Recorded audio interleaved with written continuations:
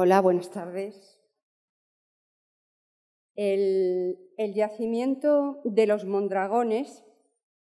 nos sirve esta tarde para conocer los últimos estudios sobre la ciudad de Granada en época romana. Quienes nos presentan estos trabajos científicos son Macarena Bustamante Álvarez y Ángel Rodríguez Aguilera, que junto a otros compañeros como Carmen Jodar, aquí presente, y Julia Rodríguez, del GESPAZ Al-Ándalus, dedican gran parte de su tiempo a esta excavación de la villa romana y a sus resultados especialmente interesantes. Ángel Rodríguez Aguilera es licenciado en Geografía e Historia por la Universidad de Granada. Pertenece al grupo de investigación LAC del Laboratorio de Arqueología y Arquitectura de la ciudad. También es miembro del Centro de Estudios Históricos de Granada y su reino y en la actualidad es director de la empresa GESPAZ Al-Ándalus. Esta es una empresa dedicada hace años y, por tanto, con amplia experiencia a la gestión del patrimonio arqueológico y a excavaciones de diferentes tipologías. Las líneas de investigación de Ángel Rodríguez son la arqueología romana, tardoantigua y medieval en la ciudad de Granada, la arquitectura militar medieval y el urbanismo a partir de la arqueología. También investiga con temas muy interesantes sobre la cerámica de los siglos XVI al XVIII. Sus actividades desde 1996, para nuestro arqueólogo de hoy, se centran sobre todo, como ya hemos comentado, en la zona oriental de la provincia romana de la Bética y en concreto en Granada, ciudad de la que conoce muchísima historia por sus singulares excavaciones de arqueología urbana. Ángel es autor de varios e importantes libros de síntesis sobre arqueología granadina, como Granada Arqueológica del 2001 y La Puerta de Vivarrambla de 2018. Ha publicado, como no, numerosísimos artículos, destacando los dedicados a arqueología medieval y a la cerámica moderna, temas importantes en la Florentia y Liberritana. Y, como es natural, tiene numerosos estudios sobre el yacimiento romano de los Mondragones, cimentados sobre la experiencia y el conocimiento. Por su parte, Macarena Bustamante Álvarez se formó en la Universidad de Cádiz, donde se licenció en Historia y obtuvo sus primeros premios, doctorado, becas y contratos. También realizó estudios en la Universidad Autónoma de Madrid y ha tenido una importante carrera docente en lugares como Cádiz, Madrid, Lisboa, Valparaíso en Chile y París. Su clara vocación internacional podemos verla de la misma forma con sus estancias pre- y postdoctorales y sus trabajos arqueológicos en Francia, Marruecos, Túnez, Portugal e Italia. Es muy largo de contar o simplemente mencionar los más de 40 proyectos internacionales en los que ha tomado parte. Y, desde luego, la Bética, la Lusitania y Mauritania son especialmente zonas geográficas más que conocidas para ella. Ha publicado numerosos libros, capítulos de libros, artículos y ha dirigido y dirige proyectos de investigación, entre otras muchísimas actividades científicas y entre las que destacamos su conocimiento sobre la cerámica romana. La doctora Bustamante Álvarez, que en la actualidad y desde 2019 ejerce como profesora titular en la Universidad de Granada, es incansable y por ello tiene nuestra admiración desde el primer día que la conocimos. Su mente y su inquietud están abiertas a muchos temas nuevos que siempre le suscitan interés. Tener amigos sabios como Ángel y Macarena, hacer de la amistad algo contundente y perdurable, es muy grato y nos enriquece como seres humanos. Invertir parte de nuestra vida esta tarde escuchando y sintiendo a nuestros amigos, como dice el filósofo Séneca, nos da tranquilidad de espíritu y ayuda a sobreponernos a nuestras tristezas. Nos honra contar hoy con vuestra presencia en el museo y poder aprender así de vuestros amplios conocimientos. Bienvenido, buenas tardes, bienvenidos a todos ustedes en esta hora particularmente mala de las 6 de la tarde. Muchísimas gracias por su presencia y tiene la palabra Ángel. Cuando quieras, Ángel. Muy bien. Muchas gracias, Ángeles, por la presentación. Queremos dar las gracias también al Museo Arqueológico por invitarnos a compartir con todos ustedes nuestra experiencia en la investigación arqueológica de un yacimiento muy singular y muy importante para la historia de Granada, como es el yacimiento de los Mondragones. Y claro, intentaremos huir de demasiados localismos, porque les pillará seguramente a casi todos ustedes muy lejos cosas concretas de la historia de la ciudad de Granada, más conocida por su pasado medieval y por su pasado islámico que por ese pasado romano, a veces un poco oscurecido por las vicisitudes de la propia investigación del siglo XVIII, e intentaremos que, a partir de los Mondragones, hacer una visión general sobre ese pasado romano que empieza a florecer gracias a la arqueología que se ha desarrollado en la ciudad, como en todas las ciudades con casco histórico, en los últimos 25 años. En primer lugar, para situarnos dónde se encuentra dentro de la ciudad de Granada el yacimiento arqueológico de los Mondragones. Para empezar, haré un paréntesis. ¿Por qué se llama de los Mondragones? El topónimo le viene dado por un antiguo cuartel militar que se llamaba el cuartel de los Mondragones, que se encuentra situado en las afueras de la ciudad, en la zona periférica, en la zona norte, junto al cauce de uno de los ríos históricos que vertebran el urbanismo periurbano de la ciudad de Granada, que es el río Beiro. Granada se articula en torno a 3 ríos fundamentalmente, el Genil y el Beiro, que se encuentran en las afueras de lo que es el casco histórico, y el Darro, que es un verdadero eje del urbanismo desde la antigüedad hasta la actualidad. Por tanto, los Mondragones se encuentran en una zona, como digo, extramuros, en una zona de expansión urbana desde los años 60-70, anteriormente ocupada por zonas de huertas, lo que se llamaba el Pago del Beiro, un antiguo pago agrícola, bien conocido desde la Edad Media y que ahora sabemos que también tiene unos antecedentes romanos importantes. Claro, el hecho de que aparezca un yacimiento romano en los Mondragones realmente fue para todos nosotros, los que vivimos en Granada y nos dedicamos a la arqueología, una verdadera sorpresa, porque no tenemos noticias de que existiera ningún yacimiento de esa época en este sector de la ciudad. De hecho, contaré de forma muy rápida la historia de la investigación para pasar a explicar el yacimiento y luego Macarena nos explicará la importancia del sitio. De hecho, una vez que el cuartel es abandonado y lo que era el perímetro, el territorio, el terreno de ese cuartel se dona a la ciudad, en pago del concepto de deuda histórica del Estado con la Junta de Andalucía, se desarrolla un plan urbanístico para esa gran bolsa de terreno que separaba zonas urbanas de la ciudad, hacerlas permeables, y en ese desarrollo de ese plan urbano se trazan una serie de viales y una serie de usos del suelo. Se empieza a desarrollar un aparcamiento subterráneo, en lo que era la parcela de equipamiento, y justo en ese momento aparecen los primeros restos arqueológicos. Estamos hablando del año 2013, en enero de 2013. Han pasado ahora 10 años. O sea, realmente nosotros vamos a hacer una revisión muy rápida de una investigación que ha durado 10 años y que todavía sigue desarrollándose. En 2013 aparecen esos primeros restos arqueológicos, se para esa intervención de la construcción del aparcamiento e iniciamos un proceso de investigación muy largo que nos lleva a excavar en una primera fase una superficie aproximada de unos 5.000 metros cuadrados, algo inédito hasta el momento en la ciudad de Granada, una excavación arqueológica de esa entidad de cualquier época no se había producido, y a consecuencia de ese hallazgo, que en primer lugar valoramos como una villa romana del siglo I con un periodo de ocupación muy largo, se derivaron otra serie de necesidades, porque el resto del territorio que ocupaba ese cuartel podía tener la misma situación de conflicto entre el yacimiento arqueológico y los restos arqueológicos y el desarrollo urbano. En 2016 hicimos una serie de catas para valorar toda la extensión del yacimiento en toda esa superficie, y a partir del 2019 hasta prácticamente hace un año hemos desarrollado 3 campañas de excavación en extensión en las que hemos podido documentar una parte importante de ese asentamiento. Evidentemente, toda esta historia no está exenta de polémica, porque parte de los restos arqueológicos que hoy vamos a ver,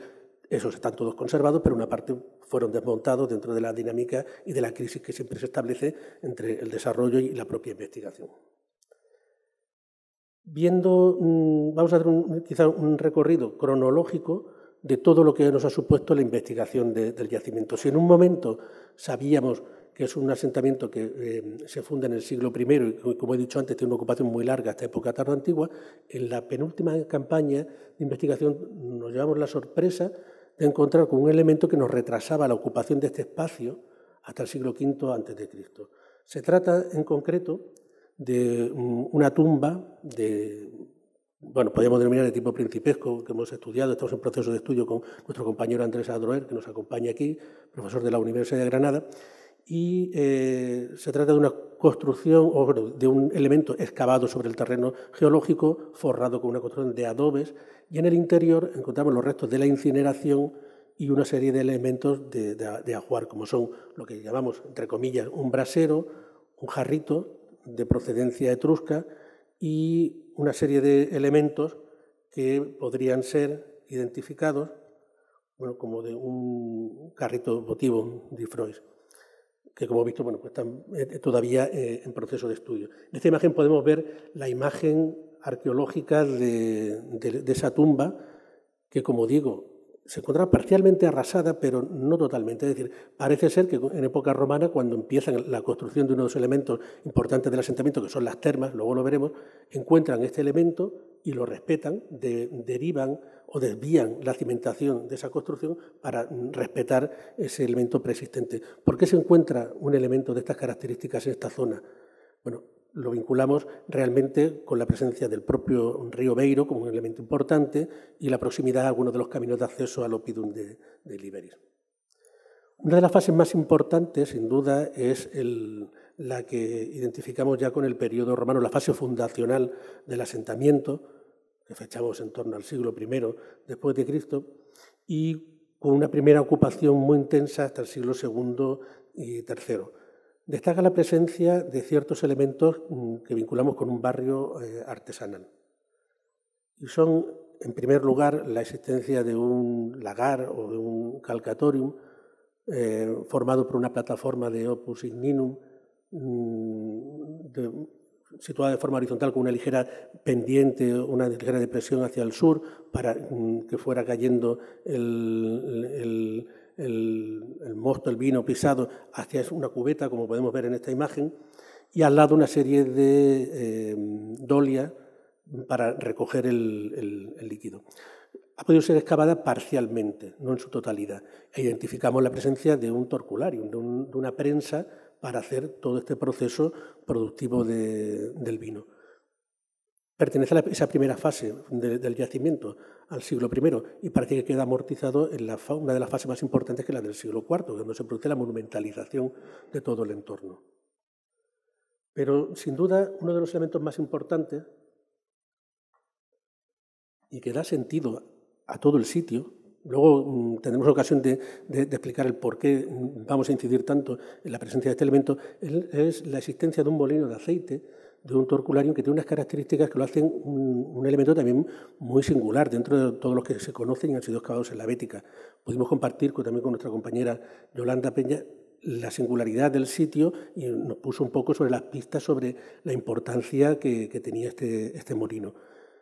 Como otros molinos, identificamos las partes fundamentales del proceso de producción del aceite, que además tienen una vinculación clara con la estructura, de momento vamos a dejar entre comillas, luego veremos por qué, urbana, que tiene el sitio, porque encontramos desde los lugares donde se entra con la aceituna para descargar, donde se acumule, donde se empiezan a hacer los primeros trabajos antes de pasar a las zonas de prensado. Pero lo que nos ha llegado a nosotros nos muestra una fábrica muy cuidada y con una clara voluntad de hacer un elemento con unas connotaciones casi monumentales, porque no tienen mucho que ver con otros molinos de aceite que hemos ido excavando, que conocemos en la zona de la Bética.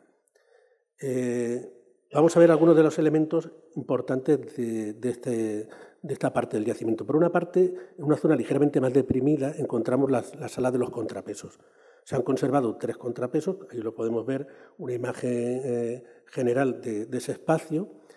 que conservan la pieza in situ, en la fosa de trabajo, con la huella probablemente para el tornillo para poder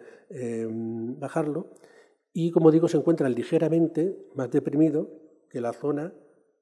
de prensado propiamente dicho, que es el torcularium, que lo podemos ver en esta imagen. Viene señalado en ese plano. Nos llamó la atención porque es obvio que es necesario utilizar la fuerza propia que genera la gravedad para aprovecharla en todo el proceso productivo, y en un principio pensamos que quizás se podría aprovechar una depresión topográfica en ladera para poder hacer estas instalaciones y hacer más fácil la producción de aceite. Al hacer la excavación comprobamos que no es así, sino que se genera esa diferencia topográfica construyendo en alto, en elevado, el edificio, la parte central, lo que es el torcularium, lo que vemos en el recuadro, rellenando todo ese espacio, creando ese rectángulo, y se generan distintos desniveles para colocar esos elementos importantes. Hemos visto la sala de contrapesos en la parte trasera, la parte de prensado, con esas áreas de prensado formadas por losas de piedra caliza de Sierra Elvira, de canteras locales, que vemos los canales de recogida del aceite. Un pasillo de conexión entre la zona de trabajo de los contrapesos y la zona donde se va a recoger el aceite una vez ya prensado, en el que, si bien nosotros cuando hacemos la excavación no nos encontramos las escaleras finales que permiten esa conexión, la ausencia de ese elemento sí nos permite ver, como podemos ver en esta imagen, que hay un molino más antiguo, del siglo I, que es remodelado de manera muy importante en la fase de monumentalización de la villa, que centramos en el siglo IV. Y ahí vemos esa imagen de esas estructuras más antiguas. Y como decía, en la parte inferior nos encontramos la cela olearia, el punto donde se recoge el aceite. En algunos puntos se conservaban las gárgolas, también de piedra de caliza, donde se vertía el aceite, y abajo encontramos los restos de un lacus, de una zona de decantación, que luego fue colmatado y fue sustituido por otros dos pequeños en otro momento. Nos llama la atención, por tanto, que es un espacio productivo que se funda en el siglo I, se monumentaliza en el siglo IV, y parece, cuando lo relacionamos con el resto del yacimiento, que debió de seguir en uso durante un periodo muy dilatado de tiempo, porque amplios espacios en el entorno del molino se ocupan con necrópolis en época tardo-antigua, salvo esta zona productiva. Aquí nunca se produce esa ocupación con espacios cementariales. Junto a los espacios productivos vamos a encontrar algunos elementos domésticos novedosos hasta la fecha para el conocimiento de la Granada romana. En concreto se trata de una domus suburbana que, al igual que veíamos en el caso anterior, se funda en el siglo I o II, tiene una estructura muy singular, con un patio central, con un peristilo. Inicialmente tuvo un jardín que fue sustituido en el siglo IV por un estanque monumentalizado, y su planta es en U, es decir, tiene crujías en los lados norte, sur y este, y quedando abierta por uno de sus laterales hacia una calle interior dentro del yacimiento, que enlazamos de nuevo con esa estructura urbana que vamos a identificar. La parte del patio ocupa una parte muy importante en toda la planta del edificio, en torno a casi el 40% de esa superficie, tal como podemos ver aquí en esta imagen. Encontramos que en la crujía oeste vamos a encontrar una serie de estancias que originalmente estuvieron calefactadas, pertenecen a esa primera fase, y que en el momento de monumentalización fueron anuladas y fueron pavimentadas con mosaicos en la segunda mitad, como digo, del siglo IV. Y la interpretación que hacemos de ese conjunto es de un espacio de un triclinium y posiblemente de un lararium. La conexión del espacio doméstico con el resto de estructuras se hacía por dos puntos. Tenía una conexión hacia el exterior, una puerta secundaria hacia el exterior y una puerta principal, o realmente más importante, que también se le da mayor importancia en el siglo IV, vinculada a la zona de conexión con el molino, del cual quedaba separado por una especie de plaza donde se hacía esa entrada con los carros y generaba esa división. Aquí podemos ver una imagen del estanque que se monumentaliza con distintos elementos ornamentales que vienen a amortizar ese espacio jardinado en origen. Y aquí vemos algunos de esos mosaicos que aparecen en el triclinium. Aparecen hasta un total de 5 mosaicos, pero son 2 los que aparecen o los que se han conservado prácticamente en su totalidad. También encontramos otra serie de construcciones vinculadas a ese espacio público de transición que hemos interpretado como espacios lúdicos o como un ninfeo, ya que aparecen una serie de piletas o pequeñas fuentes que están directamente relacionadas con el acceso a la calle y se encuentran justo enfrente de la entrada de la domus suburbana que acabamos de describir. Y quizás otro de los aspectos importantes en las últimas intervenciones fue la aparición de un complejo de enormes dimensiones que inicialmente interpretamos como un balneum, como el balneum del conjunto, de la villa. Hemos ido cambiando la hipótesis interpretativa del yacimiento de una primera villa suburbana a otra realidad que hablará Macarena. Y una de las cosas importantes, como digo, es ese conjunto o ese edificio que inicialmente pensamos que podía ser un balneum, ha sido reinterpretado como unas termas de carácter público o semipúblico que están directamente relacionadas con la presencia del propio molino y la importancia del propio molino de aceite. Entendemos que es tan relevante la presencia del molino y la vinculación con las termas, que es uno de los factores que hace que tengan ese carácter semipúblico o público del conjunto. Haremos una descripción muy rápida. Vemos en una parte de la imagen la planta arqueológica ya depurada, porque es un edificio que, aunque se funda en el siglo I, sigue siendo ocupado hasta el siglo VI-VII, con continuas reconstrucciones, refacciones, y hace muy difícil, realmente complejo, hacer una lectura de cómo ha ido evolucionando, pero depurando la planta podemos entenderlo de manera bastante más clara. Encontramos un cuerpo de acceso. Al principio dudábamos cómo se accedía a este edificio, si desde la calle, que ahora veremos dónde se encuentra la calle, o de otro punto. Hicimos una interpretación errónea que después hemos corregido al poder ampliar las excavaciones. Pues como decía, tenemos un edificio de acceso que tiene una planta prácticamente doméstica, con un atrio central, 3 crujías también envolviendo ese patio central, y vemos que hay un acceso directo desde un espacio abierto, desde la calle, que genera 2 estancias a los lados, probablemente de apoditerium, y pasa a ese espacio de atrio con 4 columnas, y en el centro encontramos un estanque que tiene un estanque más profundo en el interior y una lámina de agua alrededor que lo bordea. Pensamos que puede hacer la función de pediluvio para limpiarse los pies antes de pasar al circuito termal, porque conocemos la puerta que conecta con el espacio abierto, donde vamos a encontrar otra serie de elementos, como son un anatatio, justo en ese espacio, muy alterada por las construcciones de la época del cuartel, en concreto de los años 20 del siglo XX, pero todavía se identifica con claridad ese anatatio, con los escalones de bajada. El sistema de recogida y evacuación de agua de todo el sistema termal, la verdad que se identifica con claridad con la existencia de registros o imbornales en distintos puntos para la recogida de las aguas de lluvia, cómo se conducen por distintos canales hasta un canal principal, hasta un colector principal, y ese colector principal va evacuando todas las aguas, cogiendo cada mayor pendiente, hasta que llega a un punto en que las selecciona. Vemos ahí una imagen que se ve un doble canal. Las aguas más pesadas quedan abajo,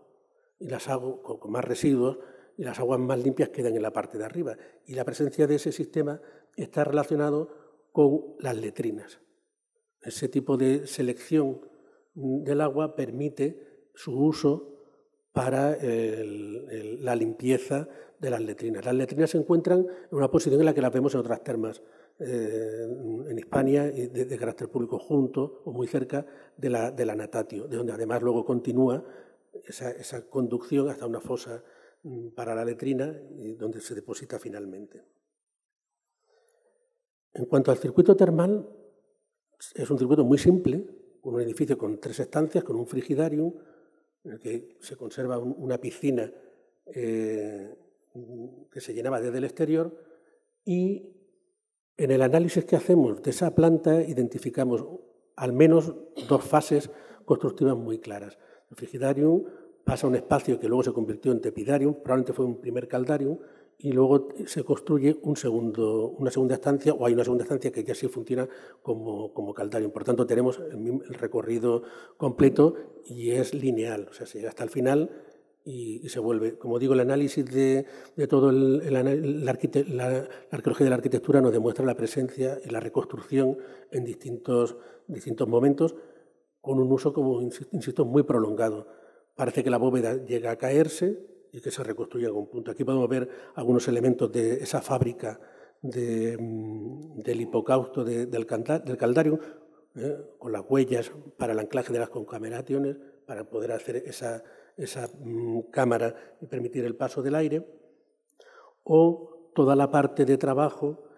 con los hornos, tanto para el hipocausto del tepidarium como del caldarium, como digo, cada uno de una época, incluso con las huellas de donde debió de estar colocada la caldera que suministraba agua hacia el interior del complejo. Un aspecto fundamental de dónde se suministra el agua para todo el edificio, muy cerca del edificio termal y amortizando el lagar que vimos al principio, encontramos esta pequeña cisterna que una vez que hacemos el cálculo de los metros cúbicos da perfectamente para suministrar las necesidades del edificio, donde además por cota permite llegar el agua hasta la colocación de la caldera para calentarla y usarla en el interior. Aquí podemos ver varias imágenes de la presencia de la huella de una fístula de plomo que permitía subir por presión y hacer todas estas funciones que les estoy comentando.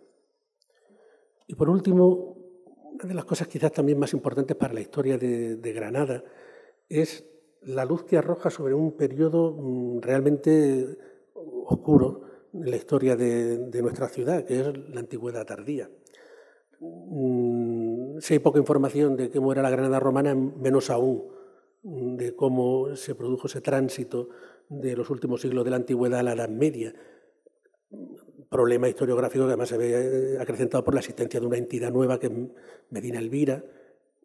que eclipsa la investigación arqueológica en la ciudad durante desde el siglo XVIII hasta prácticamente la actualidad, y hace difícil su comprensión. Sin embargo, Mondragones, como he dicho, con esa ocupación tan prolongada, nos permite conocer un poco mejor qué ha pasado en el entorno suburbano de esa ciudad romana. Y entendemos que al conocer el entorno suburbano conoceremos mejor también la ciudad. En primer lugar, nos encontramos con elementos de culto religioso, que es realmente muy importante. Recordemos que en el siglo IV, a principios del siglo IV, en 304, se celebra el primer concilio católico de la península ibérica, el famoso concilio de Elvira, que nosotros queremos llamar el concilio de Ilíberis, no de Elvira. Se celebra en esta ciudad o en el entorno de esta ciudad, pero hasta la fecha no tenemos pruebas materiales de esas primitivas comunidades cristianas del municipio florentino liberitano. En Mondragones tenemos el primer edificio que interpretamos como una iglesia. Se trata de una construcción, como vemos, rectangular, orientada de norte a sur, con 3 naves, un ábside en el lado este, genera un cementerio muy denso en el entorno, en todo alrededor, y es curioso cómo en el interior, que tiene su cripta, hay un espacio centralizado con 4 pilares cruciformes en el centro, probablemente si hacemos la proyección arquitectónica para sustentar un elemento tipo cúpula que sobresale dentro del mismo, y lo fechamos en torno al siglo VI, siglo V, VI, por los restos de cultura material que aparecen asociadas en las tumbas. No tenemos ningún elemento de cultura material que podamos asociar a la liturgia. Eso, en principio, nos ha llevado a ser muy cautos en su identificación como una iglesia. Pero en los últimos años se ha aceptado, o se acepta que realmente nos encontramos ante un tipo de iglesia en ese entorno suburbano. Es una iglesia privada, vinculada a una villa. Es un elemento que genera un poblamiento dentro de ese suburbio de la ciudad. Esos son temas que tendremos que ir perfilando en conexión con el resto de los yacimientos que vamos excavando en el entorno. Esos restos arqueológicos de la iglesia, por la importancia y la singularidad que tienen, junto con los del molino, que no lo he dicho, hoy están conservados y se podrán visitar en breve.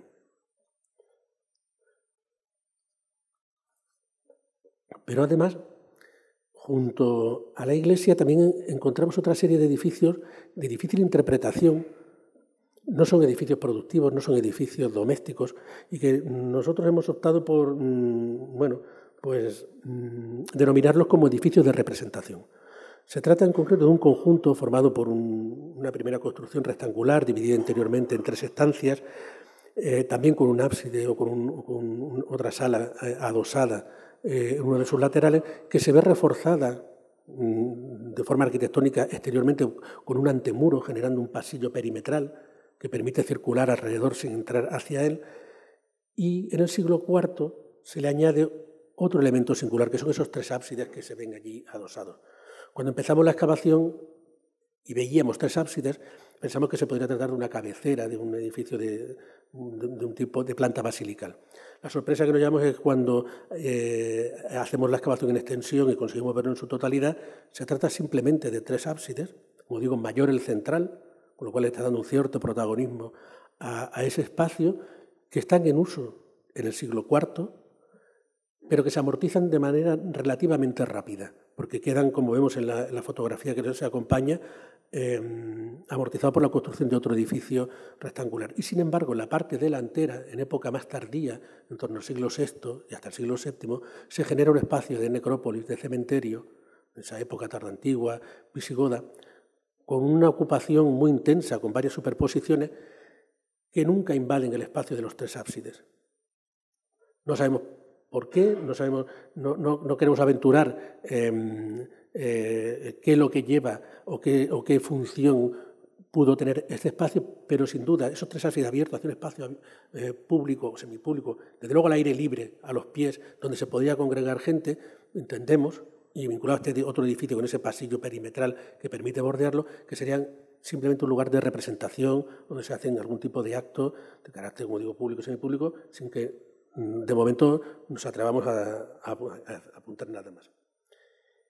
Y por último, también destaca el hecho de la creación de distintos espacios de enterramiento a lo largo de todo el yacimiento. Tengan en cuenta que realmente nosotros hemos excavado el yacimiento en torno, quizás unos 12 o 13.000 metros cuadrados de yacimiento en estos 10 años. Por tanto, tenemos una visión bastante completa de su extensión y identificamos distintos lugares donde se han elegido para enterrarse. Hay unos más antiguos, del siglo I, donde encontramos rituales más clásicos, como este que se puede vincular con las creencias paganas de Caronte, y otros que se vinculan o bien a estos espacios simbólicos o de representación y la ocupación del entorno de esa iglesia en torno al siglo VI-VII. Como digo, la ocupación del yacimiento termina en torno a esa época, el siglo VII, y existe una reocupación en época islámica, del siglo XI y el siglo XII. La presencia del cuartel generó cierta afección sobre el yacimiento, pero también lo ha preservado el registro arqueológico y nos ha podido llegar a la actualidad. Ahora, esto es una explicación somera, pero ¿qué significan Mondragones? Yo creo que mi compañera lo contará mejor. Bueno, una vez hecho el análisis propiamente dicho de las evidencias materiales y arquitectónicas aparecidas en el solar, voy a dar una rápida visión de la importancia, la funcionalidad y, sobre todo, su contextualización en un marco, como ya ha dicho el compañero Ángel Rodríguez, que está totalmente eclipsado por un pasado islámico que incluso en la actualidad es visible prácticamente en todas las esquinas de Granada. Como bien ha comentado, una de las características fundamentales de nuestro análisis se ha basado en el hecho de que estamos ante un solar muy extenso que nos ha permitido conocer en diacronía prácticamente toda la historia de lo que consideramos inicialmente un espacio privado, una villa con una serie de dependencias productivas anexas y en un segundo momento un espacio público o semipúblico, y ahora explicaremos el porqué, que será, creo, en los próximos años una de las únicas evidencias que tenemos en Granada de su pasado romano y que se podrá visitar porque va a formar parte, gran parte de los elementos que habéis visto en las indicaciones previas que ha dado el compañero, inserto dentro de una plaza arqueológica y que en este caso me gustaría dar las gracias a la Agencia de Vivienda Andaluza, que ha tenido a bien incluir este yacimiento en esa planificación urbana que va a establecer en esta zona del Distrito Norte de Granada. Dicho esto, y como pueden ver en la imagen, quizá uno de los elementos más característicos que se puede percibir es que inicialmente hemos empezado hablando de un lugar propiamente privado y evidentemente estábamos hablando de un edificio suelto con dependencias anexas. Sin embargo, cuando uno empieza a ver de manera más detenida esa trama que aparece en todas las evidencias arqueológicas, se puede percibir una cierta articulación urbana en esa trama, puesto que a lo largo de toda esa diacronía todo el yacimiento aparece articulado por una serie de pequeños viales que nos permitimos un poco la licencia de denominarlos cárdines y cardos menores, que pudieron organizar un espacio que irradiaba más allá de lo que podemos caracterizar como privado. Ahí tienen un poco ubicado todos los elementos que el compañero ha ido avanzando a lo largo de toda su intervención, pero junto con esta idea de esa cierta ordenación urbana fuera de lo que inicialmente debe de ser el núcleo urbano propiamente dicho de la ciudad de Granada romana, existe otro dato muy significativo. En primer lugar, la amplitud de las termas, del complejo termal que anteriormente ha hecho alusión, con una piscina de amplias dimensiones, así como una letrina que daría servicio a varios individuos al mismo tiempo y que, por lo tanto, quizás irradian más allá de esa tenencia propiamente privada. Pero, de igual modo, este cambio de concepto de villa a lo que denominamos en la actualidad como espacio suburbial, puesto que si conocen algunas de las publicaciones que inicialmente dimos a conocer, nosotros hablábamos firmemente de villas y en la actualidad hablamos de barrio suburbial. En cierto modo, esto viene apoyado por las evidencias epigráficas que hemos encontrado en ese espacio. En primer lugar, hemos localizado una placa marmórea reutilizada en uno de los muros en el entorno de las termas. Y es que, aunque el compañero antes nos lo ha comentado, dentro de las termas tenemos al menos dos pedestales hechos en opus latericio, es decir, en ladrillo, en barro cocido, que podrían haber dado pie a que esta inscripción que hemos encontrado, insisto, en unas facies posteriores, nos permitan hablar de un proceso de mecenazgo de estas termas. Un proceso de mecenazgo que en este caso hemos estudiado con el profesor Ángel Ventura de la Universidad de Córdoba y que esta semana o la próxima saldrá publicado en Archivo Español de Arqueología, que nos permiten, en primer lugar, hablar de una de las gens, de las familias más importantes de Granada, como eran los Mumi. Sin lugar a dudas, el que haya aparecido esta pieza en el entorno, un entorno que hasta el momento no nos daba evidencias de esa presencia romana en todo este distrito, nos puede dar un pie a que pensemos que esta familia tuvo algo que ver en la construcción de este edificio, que esta pieza por dimensiones coincida con algunos de los pedestales que hemos localizado dentro de la propia estructura termal y además, y esto quizás es una de las cosas más interesantes que hemos localizado en el yacimiento, en una facie tardía donde se han localizado evidencias de un proceso de reciclado de metales, y ahí tienen una serie de lingoteras pues, para formar lingotes circulares de época tardía, localizamos en las inmediaciones un fragmento de epigrafía broncínea, y ahí tienen parte del estudio que hemos hecho con el profesor Ángel Ventura, en el que, según los datos a los que hemos llegado, estamos ante, primero, el primer decreto decurional localizado en ámbito peninsular en bronce, que en este caso nos habla de munificencia cívica ex testamento, en el cual alguien, puesto que desgraciadamente en esas 15 líneas que hemos localizado no aparece el nombre de la persona que testa, hace una donación de una serie de tierras o una serie de inmuebles al solar del municipio. Evidentemente, que esté en el mismo solar donde hemos localizado esas termas, donde hemos localizado esas evidencias de ese posible uso público y localizado en un ámbito suburbial en el que hemos visto hay determinados aspectos que nos hablan pues, de esa ordenación urbana, planteamos la hipótesis de que esta zona inicialmente fuera un espacio regentado por la familia de los Mumi, que veremos a posteriori que es una familia muy importante porque llegó a alcanzar puestos de alto renombre en la propia Roma, que basaron su poder económico en el aceite, y ya hemos visto el torculario monumental al que hemos hecho alusión en la primera parte de la conferencia, y que en un momento determinado, cuando algún miembro de su familia falleció, dejó ese terreno para la explotación pública y quedó ese deseo, digamos, post-mortem cubierto en este fragmento de decreto decurional. Aquí tienen una imagen de algunas de las familias más importantes granadinas, que insisto,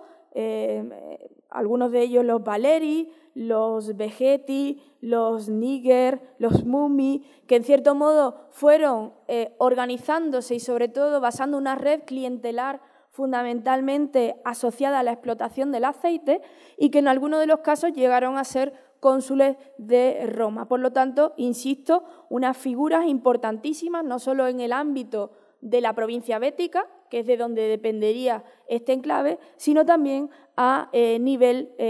imperial, ¿no? De hecho, para época romana existe un sistema crediticio denominado las calendas, que es una especie pues, de institución encargada de dar créditos a determinados individuos que tenían interés en iniciar algún tipo de empresa asociado al arrendamiento y explotación de las tierras. De hecho, la familia Vegetti generó que la propia Roma generase una calenda específica denominada la calenda Vegetanum, es decir, específicamente de esta familia, y que parece ser que amasó una gran cantidad de dinero con esa compra-venta y préstamos hipotecarios dejados para el desarrollo de estas empresas agrícolas, y que incluso en tiempos de Marco Aurelio, por razones quizás no bien esclarecidas, esa calenda, esa institución que generaba ese rédito económico a esta familia, pasó, o parece ser que le dio un zarpazo la propia Casa Imperial. Para que se hagan ustedes una idea, tenemos que tener presente que Granada aportó casi el mismo número de senadores que algunas de las provincias, de las capitales provinciales afincadas en la provincia de Hispania, ¿no? Nos parece evidente que estamos ante un lugar de entidad, nos parece evidente que puede tener un sesgo quizás público o semipúblico, y nos parece evidente que debemos de vincularlo, en este caso, a Florentia y Liberritana, a lo que consideramos mayoritariamente, puesto que en la actualidad cada vez menos, pero hasta hace poco tiempo había habido un sector que se negaba a afirmar la ubicación de Florentia con el solar de la actual Granada, y esto viene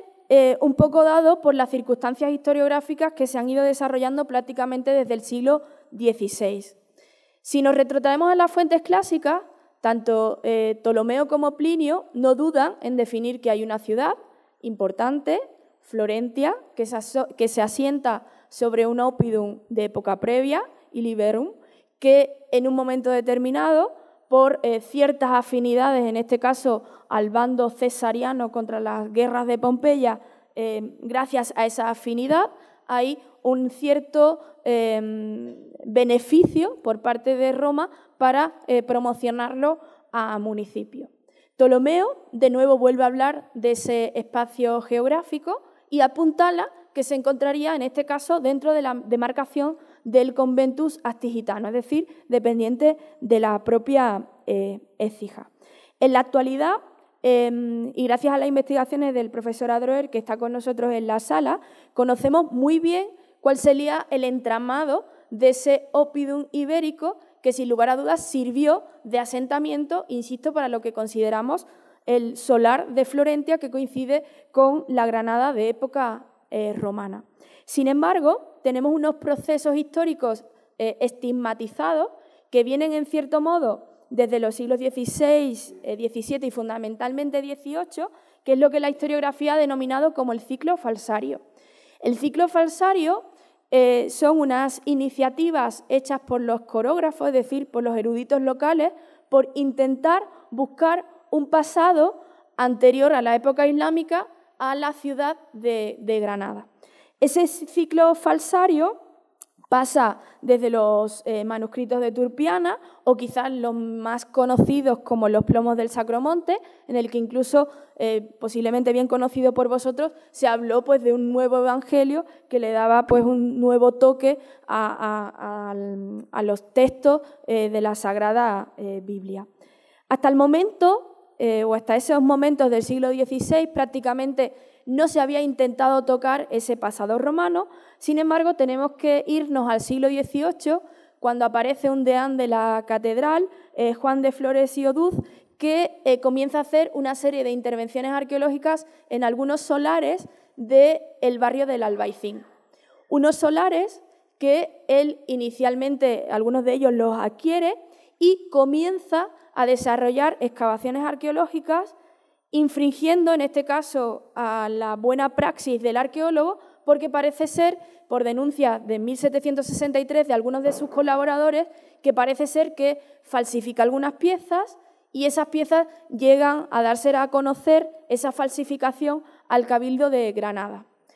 Por lo tanto, hay un juicio público en el que se dictamina que efectivamente existen esas falsificaciones y se decide cubrir esas falsificaciones o destruir esas falsificaciones y tapar las evidencias de lo que él consideró una gran plaza pública y que nosotros podríamos considerar en la actualidad como el foro. Todo ello ha generado que siempre haya estado en el subconsciente de los que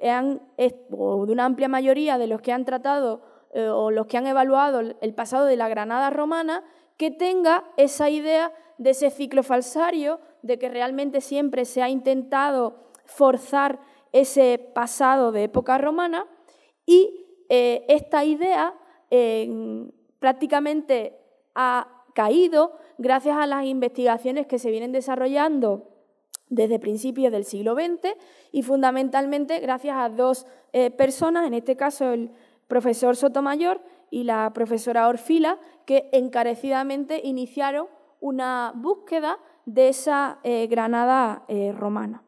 En la actualidad, junto a este yacimiento de los Mondragones,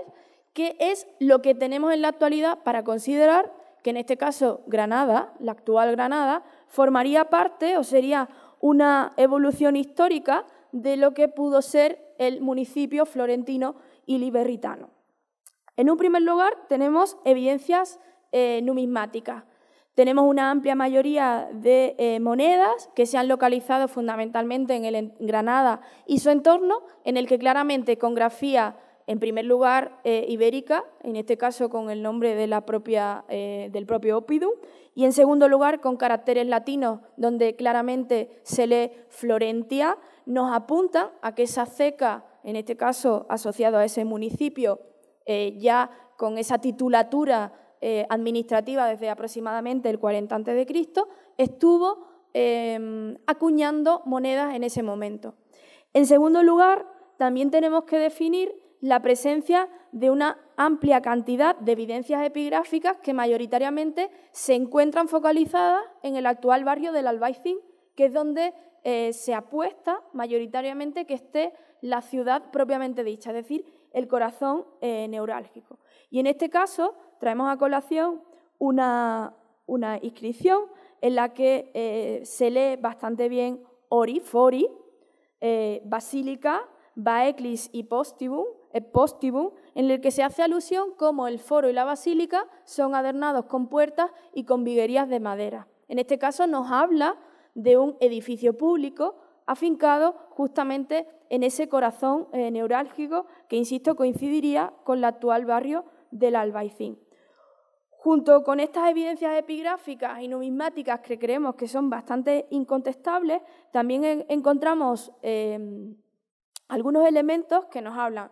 de arquitectura doméstica, como este posible impluvium localizado en Álamos del Marqués, también en este espacio central, las evidencias de lo que se ha considerado el Specus, el canal del acueducto que abastecería Granada en época romana y que para algunos autores puede ser la cimentación de lo que hoy es en día una de las acequias medievales más importantes como es la de Ainadamar. También se localizan evidencias de la muralla de época romana asentada y utilizando o reutilizando bastante los lienzos poliorcéticos de época previa, como algunas imágenes que os he traído a colación. Y el principal foco de discusión hasta el momento viene siendo el foro. Y de nuevo os animo a que recordéis esta pequeña historia que os he comentado en relación a la figura de Flores, de Juan Flores, ¿no? Junto con Juan Flores, en este entorno se habían localizado una serie de documentación de legajos antiguos, algunos datados del siglo XVIII, en el que, como pueden ver, hay una serie de galerías, que en este caso publicaron los compañeros Sotomayor y Orfila. Fijaros de nuevo, y también centrado en esta calle mayor, María la Miel, de nuevo una serie de casas, y si veis justamente abajo, de nuevo hay una serie de galerías que hasta hace poco tiempo se desconocía exactamente a qué respondían esas galerías, si eran elementos modernos, si eran elementos antiguos, si dependían de época medieval. Y de nuevo volvíamos a traer a colación exactamente en ese lugar central si realmente estaba el foro y donde, sin lugar a dudas, tenía que estar esas evidencias que el padre Flores había exhumado y que después con ese juicio le habían vuelto, en este caso, a tapar. Dicho esto, desde hace unos 5 años conocemos parte de esas galerías, insisto, galerías que ya habían sido recogidas en planta pues, por algunas de esas documentación de legajos que os hemos planteado en las imágenes previas. Y aquí tienen la imagen de una de esas galerías que Ángel y su equipo ha podido desenterrar en estos últimos años y que desde el pasado lunes han vuelto a hacer la excavación. Lo que tienen ahí es una galería, el final de esa galería, y lo interesante es que justamente encima de esa galería se localizaría una terraza a la cual desde esa salida de la galería se podría acceder a partir de una escalera monumental que tienen en la imagen, no sé si el cursor es capaz de indicarlo, y que nos hablaría de todo un sistema monumental que evidentemente daría solución a un problema orográfico, puesto que, como vosotros sabéis, en la actualidad el barrio del Albaicín es un barrio con una orografía muy abrupta y que en época romana, gracias a estas evidencias, así como otras evidencias que comenzamos a ubicar de manera topográfica, se encontrarían toda una serie de aterrazamientos que permitirían dar esa visión urbanística de todo este entramo que volvemos a considerar como un espacio público y posiblemente en las próximas semanas podremos confirmar como el espacio forense. Junto con estos edificios, otra de las evidencias que hemos localizado para hablar de que Granada fue la antigua Florentia es un barrio alfarero con una diacronía corta en el tiempo, pero con una extensión muy grande que nos permite hablar de que estamos ante uno de los barrios alfareros más grandes localizados en la actualidad en ámbito peninsular y que además de cerámicas al uso, cerámicas comunes, ladrillos, también se han localizado vajillas finas de la categoría terra sigillata que no solo darían servicio, no solo abastecerían al entorno más inmediato, sino que algunos autores, como el doctor Hassan Liman, han podido documentar en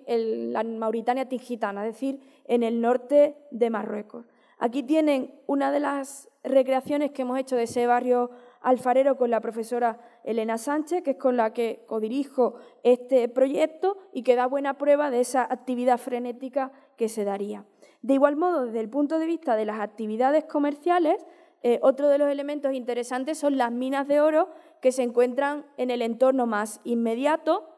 y que nos hablarían de un sistema productivo muy similar al que podemos ver para las médulas y que Plinio denominó como ruina montium. O también asociado a esa explotación de los productos agrícolas y que empezaremos a excavar en las próximas semanas, encontramos algunas villas que explotarían aceite, vino, y aquí tienen un ejemplo como la villa del Cortijo del Canal, que, insisto, excavaremos en las próximas semanas. Junto con estas evidencias que se encuentran en el entorno más inmediato de Granada y asociado fundamentalmente al mundo de los vivos, también encontramos evidencias del mundo de los muertos. Aquí tenemos un ejemplo muy mediático de hace unos 4 o 5 años que tuvimos el placer de excavar, un sarcófago de bronce totalmente sellado y que estamos ultimando el estudio antropológico. Evidencias de época muy variopinta, mayoritariamente del siglo III o IV, con algunas estructuras a modo de mausoleo, pues que nos hablan de esa importancia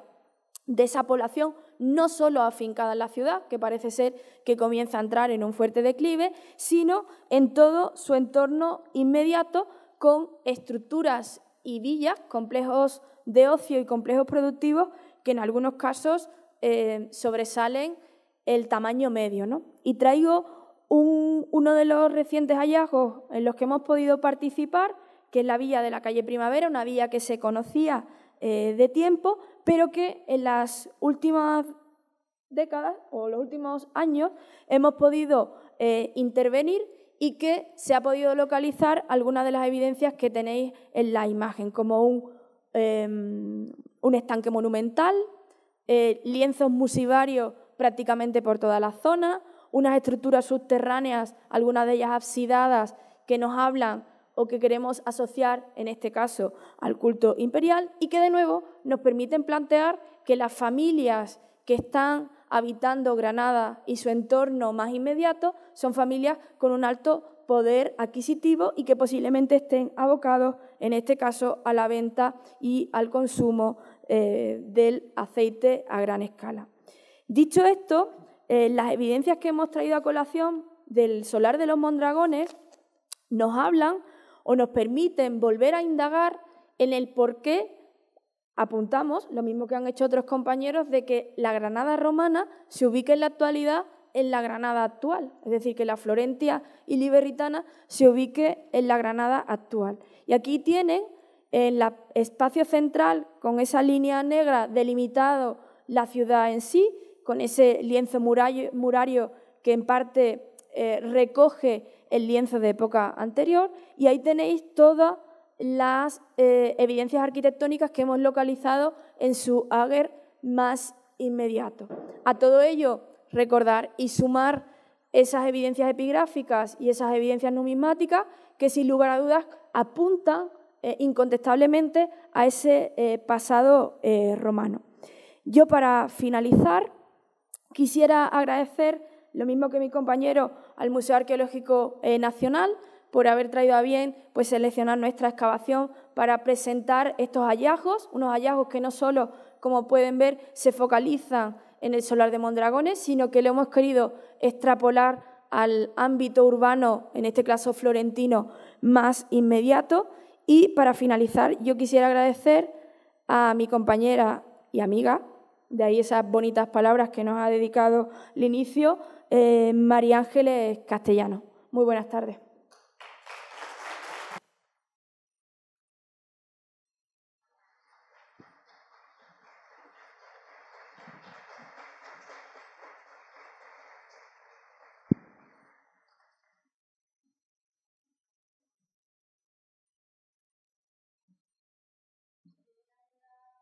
¿Alguna pregunta? Sí.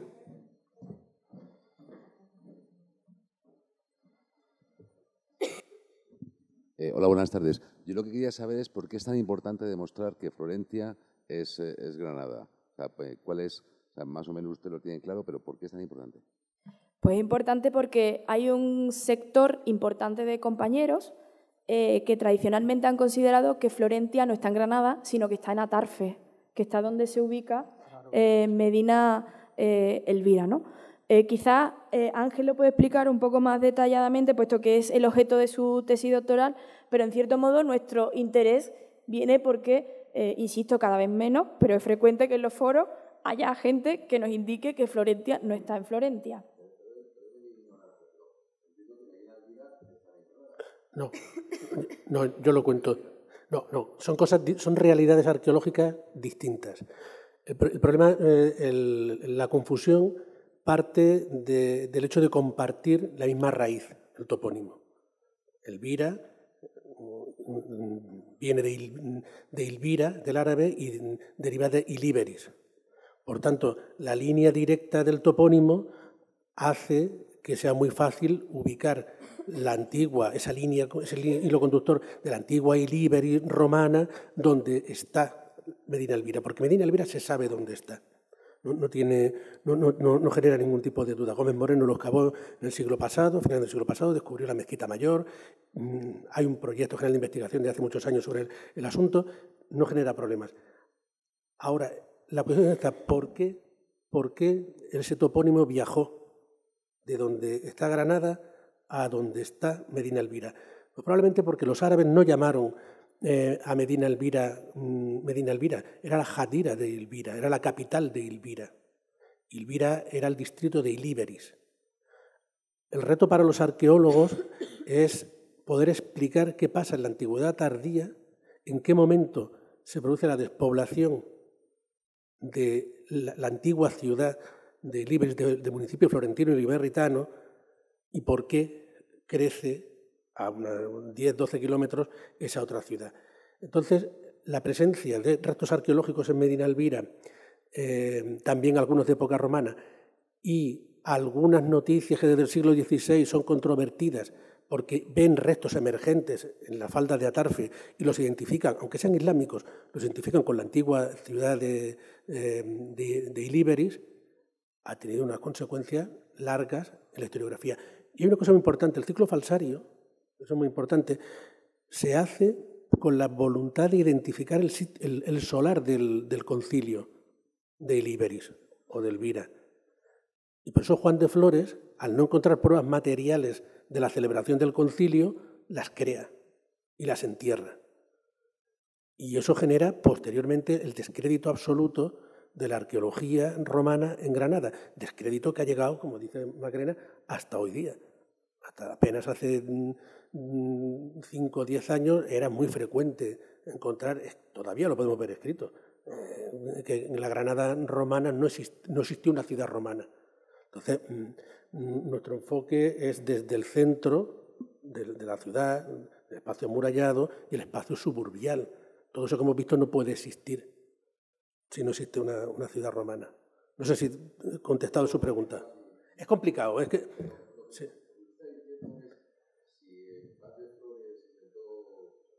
Sí.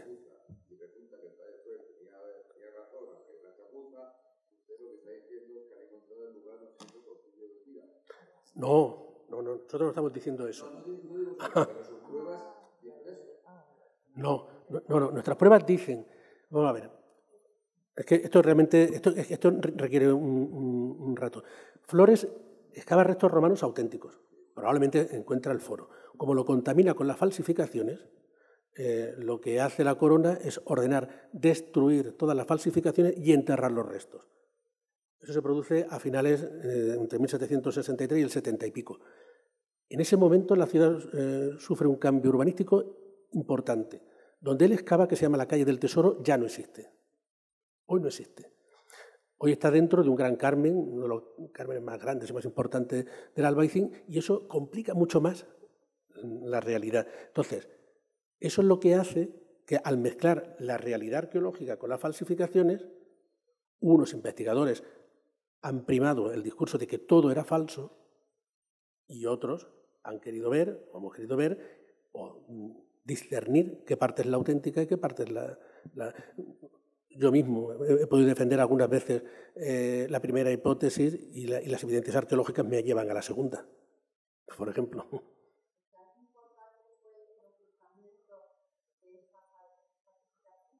Sí, claro. Sí, bueno, tuvo una repercusión internacional, igual que los libros plúmbeos, llegó a Roma. Claro, hay que tener en cuenta que en esa época, es decir, que el primer concilio de la península ibérica, el primer concilio católico, que se celebra en el 304, se celebra en Granada. Granada pretende luchar por la primacía con Santiago, con otras grandes sedes, con Toledo, con otras sedes episcopales. Entonces, es muy importante para llamar en el antiguo régimen, la importancia que tiene es capital. Por tanto, tuvo una gran repercusión. Vinieron los máximos especialistas en antigüedad y en el mundo clásico de la época a examinar las falsificaciones. Son ellos los que dictaminan, aquí hay algo raro. Aquí hay cosas que no se corresponden con lo que debe ser piezas auténticas. Bueno, lo primero, un trabajo magnífico, y lo segundo, mi pregunta está enfocada acerca del mundo funerario que ha hallado durante las excavaciones y demás, y en parte son dos preguntas. La primera, si se ha localizado algún tipo de enterramiento infantil, y la segunda, si estaba asociado a algún edificio público o edificio de carácter privado de alguna manera.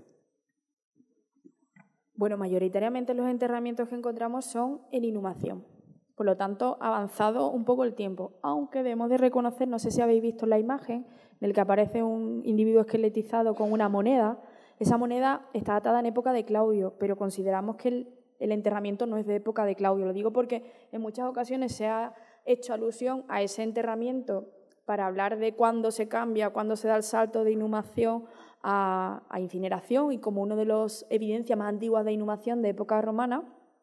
y que tengamos en cuenta que no es así. Es decir, mayoritariamente los enterramientos que a día de hoy se han podido intervenir son avanzados del siglo II en adelante. Nosotros tenemos un proyecto de colaboración con los compañeros de Antropología Física, del Departamento de Antropología Física, en los que ellos suelen hacer las prácticas del máster de Antropología Física en las excavaciones. Y a bote pronto no recuerdo, Ángel a lo mejor me puede dar algunas pistas, ningún enterramiento infantil o de neonato. Lo que sí puedo confirmar es que al menos en edificios públicos no han aparecido ninguno. De acuerdo. Y bueno, yo lo pregunto porque una de mis ramas de estudio es la utilización ritual de esos enterramientos infantiles asociados a edificios de carácter público, como algunos ejemplos que se han localizado en la zona de Levante, en la isla de Ibiza y demás. Entonces, por eso era un poco hacia donde iba enfocado mi pregunta, sobre todo porque muchas veces se suelen localizar o en el propio edificio en sí, o anexo a él, o incluso en los alrededores. Entonces, simplemente era en ese concepto. Mira, por ejemplo, en la iglesia, ese edificio, en la iglesia sí hay algunos enterramientos infantiles. Y habéis visto una imagen que aparecen unos enterramientos con unas bóvedas de ladrillo. Eso forma parte del interior de un panteón. Claro, en ese panteón también hay bastantes tumbas infantiles, pero probablemente sea un panteón privado, que genera un espacio de necrópolis en el entorno. Claro, yo creía que estaba más enfocado en la época alto imperial. En época tardía tenemos muchísimos enterramientos, pero de época alto imperial, no sé si un poco es la línea de trabajo que usted está desarrollando, poco. Y a efectos de edificios públicos, ya habéis visto, tenemos el foro, tenemos para algunos autores o algunos compañeros unas posibles termas, pero allí no se ha encontrado ningún enterramiento asociado a esa línea de trabajo que está desarrollando. Pues muchas gracias.